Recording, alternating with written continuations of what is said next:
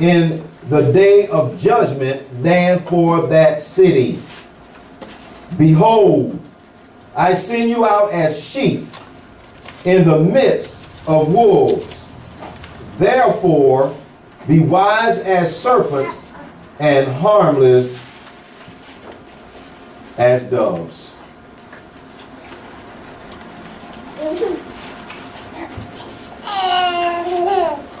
Therefore, be wise as serpents and harmless as doves. We're going to be going through this phase of talking about connecting with the world, because we discovered that we need to be connected with one another. Are you with me? Amen. How many of you feel like you are connected with one another? I am. You know, sometimes it takes a long time. Yes. Especially when you're talking about bringing people together to serve God. Amen. Together. Amen. Sometimes it's a big adjustment for a lot of people to do that. And yet, God said it is not good for man to be alone. I'm willing to bet you if we had to be alone, let's just say on an island by ourselves, I believe that we would probably go crazy. That's right. Yes. And yet, we have been placed in a world that don't see life the same way you and I see it. Come on. Have you met any of those kinds of people? I mean, they know you're a nice person. They know about your Christian experience. That you look nice, you dress nice, you treat people nice. But when it comes down to them actually buying in to what you stand for, you've opened up a can of worms. Come on. I must admit that when I received this assignment, I was left pretty stumped. I really was. I mean, given the nature of the content of this chapter, it appears that Jesus, in his dialogue with his disciples, placed them in a very peculiar spot because of what he sent them forth to do. There was no guarantees, but there were plenty of opportunities. No guarantees, but plenty of opportunities. I mean, when we go all the way back to the very beginning of this chapter, he was prepping them to understand what the assignment on their life, what it entailed.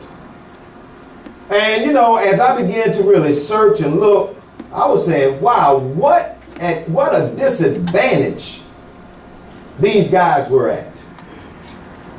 That they will be sent out into the world as sheep among wolves.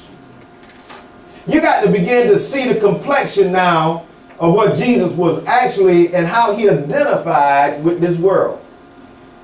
And if you know the nature of a wolf by simply, you know, looking at Animal Planet or any type of animal show, that is one of the most fierce beasts out there. Yes. They are vicious. Yeah, they look like dogs, but they don't eat like dogs. That's right. Mm-hmm. And they run in packs, and they are very, very clever. Yes, they are. So whenever they begin to start seeking after their prey, they do not stop until they accomplish their goal. This is true. You know, I learned on one show that those animals can run over 10 miles without stopping. I wonder, can any of us run for 10 miles without stopping? I don't think so. And by the time you get to the 10th mile, watch this, they right there. something to have to contend with, isn't it? Yes. I want to talk about empowered to prevail, though. Come on. I got to shed some light on this thought because, you know, personally, it is, you know, looking at the content of those verses, I'm like saying, wow, what is Jesus up to? Come on. I mean, you know, these guys have been given things to go forth and do some tremendous things, you know, like being able to cast out unclean spirits and heal all kind of sicknesses and all kind of diseases, and I mean had the power to cast out demons, but yet they still had to learn how to coexist in this world.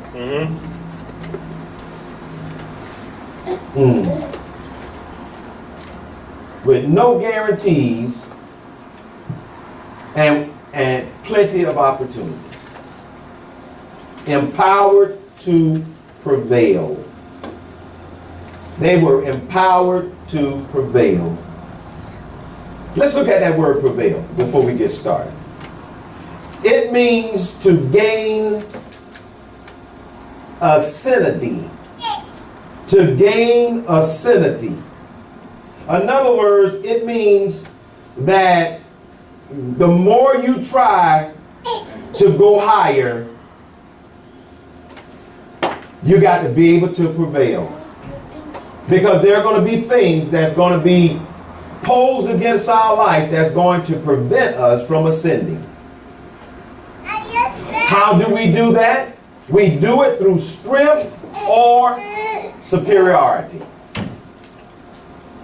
If I'm going to prevail against something, I got to have the strength or the superiority to do so. How many of you want to be triumphant? Amen. You got to learn how to prevail. If you're going to be triumphant, you got to learn how to prevail. There's no human alive that wants to accomplish something in life and know that the obstacles are against you. And if you don't have the mind to prevail, you won't accomplish your goal.